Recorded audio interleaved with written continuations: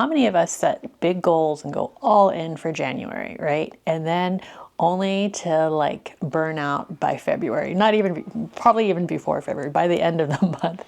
That week between Christmas and New Year is a dead week, right? And so we come up with like all these ideas and these plans and what we're gonna do, and then we do it, but then we burn out. And I don't want that for you. I don't want you to burn out. I want you to make your goals sustainable and lifelong, and not something that you just do for 30 days or less. You know, I know so many people who do dry Januaries, and like, that's awesome.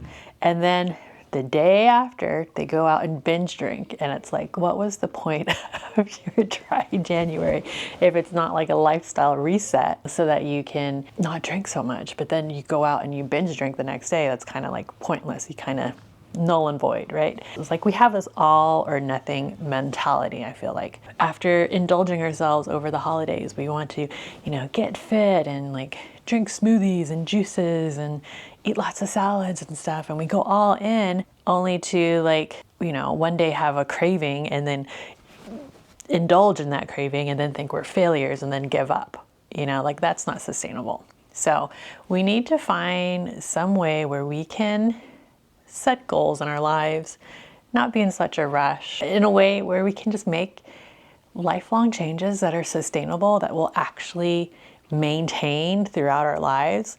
I kind of equate it to like playing the same level in a video game over and over again. I mean, I feel like that's what a lot of us are doing at the beginning of the year.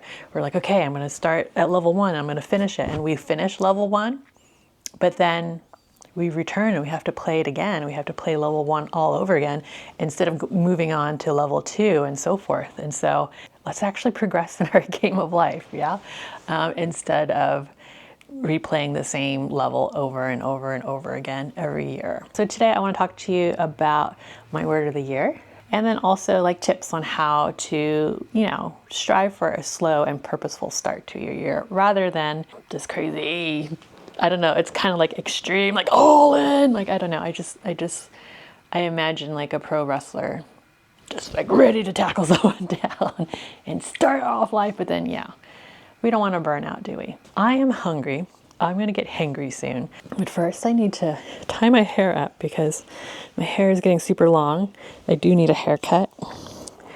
And if you notice, I'm already wearing my apron because I'm going to eat right now. And apparently I'm a toddler because I get food all over myself when I eat. And I'm trying not to ruin my clothes. I've already gotten rid of like so many clothes that have like stains on the front and on the pants. I need to eat more mindfully, I guess, like pay attention to what I'm doing instead of shoving food in my mouth. Okay, let's get to it.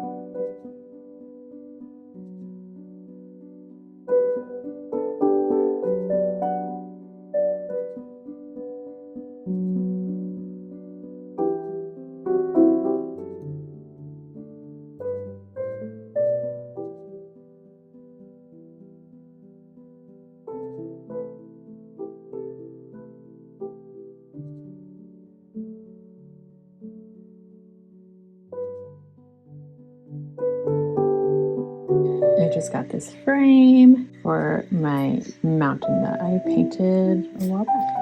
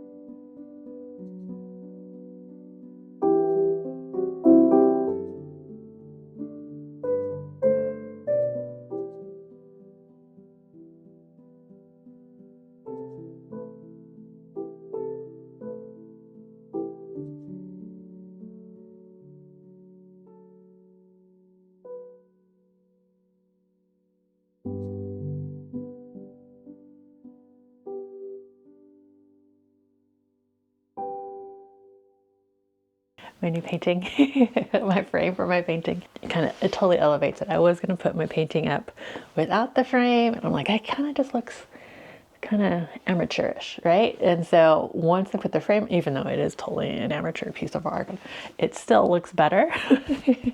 Makes me feel, like an artist. So if you dabble in art, frame it, and hang it up. Frame it and gift it if you don't want to keep it. But don't just leave it sitting there. Oh, and if you're new here, I'm Suan, and I'm a mindful living coach, and I'm also a homeschool mom, and I have 3 kids, and I live in sunny Southern California, even though right now it's pretty overcast. So I think our society, we love burnout for some reason, because we keep doing things that lead to burnout. And I think there's a reason why this newer generation, Gen Z, and the younger groups are coming out already burnt out, and we don't want that. So let's stop it right there. Okay, let's stop with the burnout. Let's do something different. We Americans, we like to go hard, we like to go big, we like to just go all in, and we're one of the most unhealthiest first world nations out there, both mentally and physically. So obviously there needs to be some changes happening. It's a lot. It's no wonder we all get burnt out by February. It's no wonder there's this thing called the February blues. And some people say, oh, it's because of the weather and stuff, but it's probably more than just the weather. It's probably the fact that we are from October until the new year, we have a lot going on. Actually, it starts in September, right? For those of us that have kids, it starts in September, the new school year, and then we have the holiday season, and then we have the new year, and then we go all in and go hard, new me, new year. And then by February, we're just totally burned out and don't want to do anything. And we're unmotivated. And then we start feeling bad about being unmotivated and not wanting to do all the things that we had planned on doing for ourselves. It's not sustainable. It's not healthy. Over the past few years, I have kind of shifted my outlook with the new year. And instead of trying to get everything done between Christmas and the new year, so that I could start the new year fresh, I've given myself a transition period that is longer than just 1 week.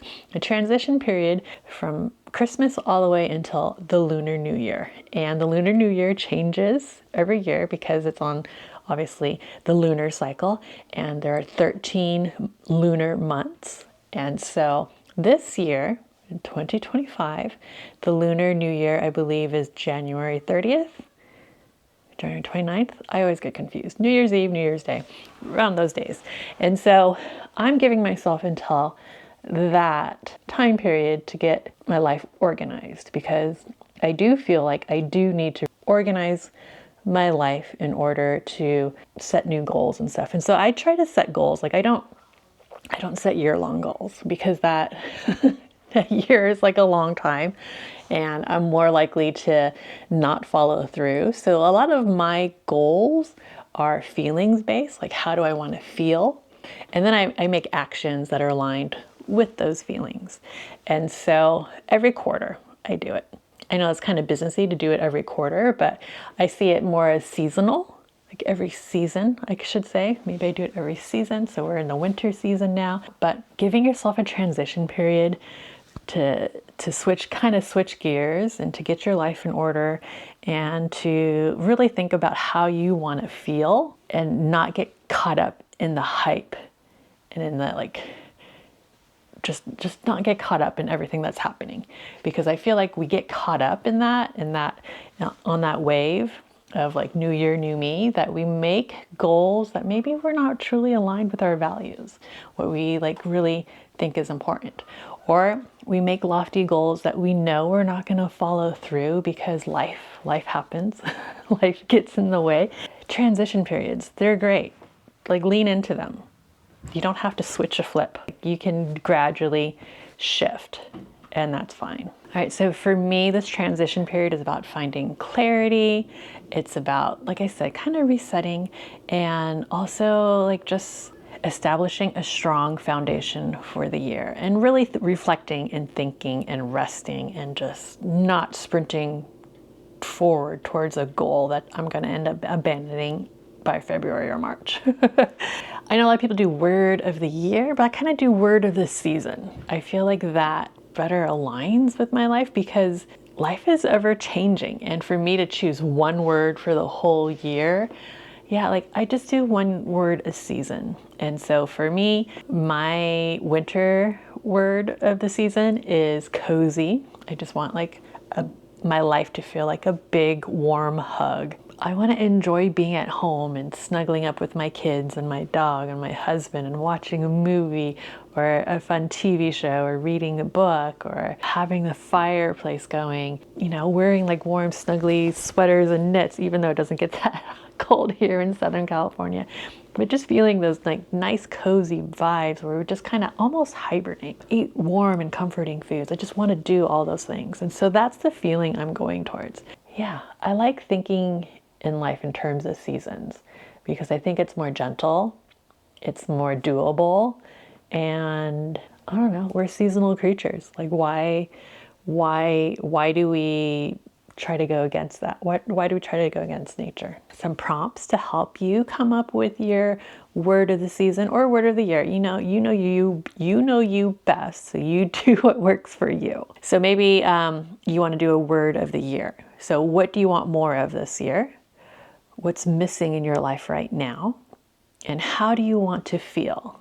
How do you want to feel? I think that's the most important because when you focus your goals or your intentions on how you want to feel, then everything else will line up to that. I think that's missing in a lot of goal setting. A lot of people tend to set goals as if they were a business and you're not a business. I mean, it's fine to set SMART goals for your business. You want something that is like, you know, achievable and measurable and all that stuff. But when it comes to your personal goals, like we are feelings-based creatures. So we need to like create goals that are based on how we want to feel. And so maybe you want to feel strong. And so then you set up actions.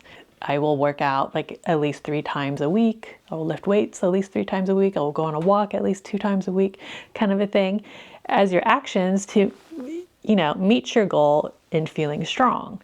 Or you want to feel cozy like me, then I'm going to decorate my house. I'm going to finally hang up all the pictures, which I've done, that I've been like hoarding for whatever reason. I'm gonna finally put up my wall hanging that I created many years ago. I bought like a string light, like a curtain lights. I don't know, curtain fairy lights. I don't know what to call them. I'm gonna hang those up in the living room. We're gonna tidy up our living room. So we're still gonna keep the Christmas stuff up, at least for another week or so, but we don't need all the gifts and everything like still spread out everywhere. My kids can start putting their stuff away. Puzzles, we have a puzzle that's underneath all of the gifts that have been stacked up on the living room table. So we want to get back to puzzling. We're going to make time to spend together, to watch movies together, to read books together. I'm going to carve out time where I can read my own book and journal and do art. And so yeah, just carving out time and space to do all the things that give me warmth and coziness and happiness during this time. I'm thinking some more questions for you. So to reflect on the year is like, what are some of the biggest challenges that you had to go through this past year? What are some of the biggest lessons that you went through? How have you changed? And then what are you absolutely not willing to tolerate anymore in the coming year? Where are you going to set your boundaries? What is no longer acceptable in your life? What are you most proud of? What have you created or built? How have you transformed? And have you celebrated yourself for those transformations? And then moving forward, when you're creating those intentions and setting those goals, what can you actually commit to? Like what is sustainable? Not what you think you should do and what you would love to be able to do. So like be honest with yourself, with your life, because we're all busy people.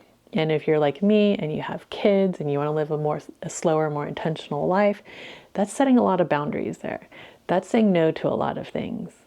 And maybe even to some of your lofty goals that you want to do. Because I don't know about you, but I often want to do it all. I want to do all the things. I want to do everything because everything excites me and it's like wonderful and exciting and I can do it. But then at the same time, I have to stop myself and say, Do you actually have the time to do that? Do you actually have the space to do that? Do you actually really want to do that? Being honest with ourselves is really hard. I hope you take the time to really reflect on all of these things before you move forward, before you find your word for the year or the season, before you set your goals for the year or the season or the quarter, whatever you want to talk about. But really reflect on it and don't fall into this hype. You don't have to get started on January 1st. You can start whenever you want. So if you want to be like me and you want to like start your year out slowly and not a sprint. You don't want to it's a marathon, right? Life's a marathon, not a sprint. And you want to be more purposeful with your start. I give you permission for a slow start. I give you you can have a slow start to your year. You can do what I do and wait until the Lunar New Year to get the ball rolling, or you can just gradually, just go at your own pace. You don't need to be moving at other people's paces. You don't need to be starting the new year on January 1st, because that's an arbitrary time, to be honest. How many times have our calendars have changed throughout the millennia? Your new year could start on spring. Your new year can start in the summer. Your new year can start on your birthday. Give yourself time to reflect on what you want in life. Give yourself time to reflect on what worked and what didn't this past year and how you're going to move forward. Prioritize rest and self-care. A lot of people poo-poo it, but you need to take care of yourself. You need to take care of your vessel here, both mentally, emotionally, physically, because how are you going to show up for other people if you're sick? You know what I mean? How are you going to be the best you if you don't take care of yourself? Screw all those people out there. They say that self-care is selfish. They're clueless. Like, you can't pour from an empty cup. I think that's even like a proverb or something in the Bible. So you cannot pour from an empty cup. You got to take care of yourself. You can't just give. You have to take care of yourself. And self-care is not just like doing skincare and, painting your nails or whatever. Like, self-care is deeper than that. Self-care is nourishing your soul. Self-care, doing things that are aligned with your purpose in life. For me, self-care looks like hiking, because I love hiking. I love being outdoors, making time for travel, reading books, creating art, journaling. I'm not into bubble baths or anything like that. I do take care of my skin. I mean, that's important to me. So yeah, self-care is just taking care, like nourishing the whole body, being holistic about it and not just thinking, oh, just surface level self-care, right? Dig deeper, go deeper than the surface. And then setting smaller, more intentional goals or feelings, like I said. So instead of for the whole year, pick a word for just the season and then align your goals to meet that feeling that you want. My intention of the season is to feel cozy. And so I'm going to align all my actions to make sure, or most of my actions, not all my actions, most of my actions to meet that feeling that I aspire to have. If January feels overwhelming, just remember you don't have to do it all. You don't have to set those goals. You don't have to have it all figured out right now. You don't have to know what your word of the year for the whole year is, or what all your goals are and how you're going to meet them and plan it all out for the whole year. You don't need to do that. It's okay. You have permission to slow down, reflect, and let your year unfold with purpose. So I'd love to know, are you easing into the new year, or do you go all in? And if you do go all in, do you end up burning out? Like, do you actually follow through with what you intended to do in January until the end of the year, or do you burn out after a while? I'm curious to know. How is your new year going? Let me know in the comments down below. And if this video resonated with you, don't forget to like and subscribe and get the word out there.